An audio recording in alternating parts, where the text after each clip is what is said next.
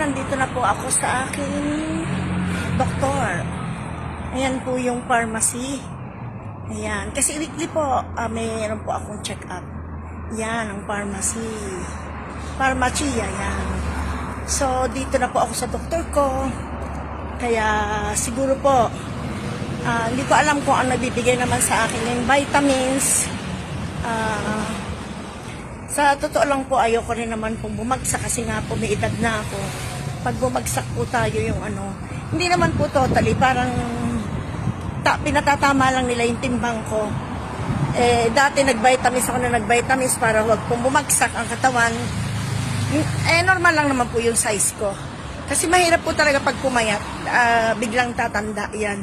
Mangungulubot ang balat. Ayan na, nandito na ako sa doktor ko.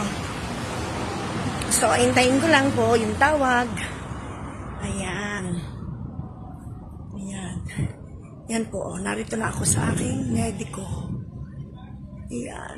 Medici. Yan. So, muna po ako ng konti. Tapos, babalik na po ako sa trabaho. Ayan. Bye-bye. Ayan, nandito na ako.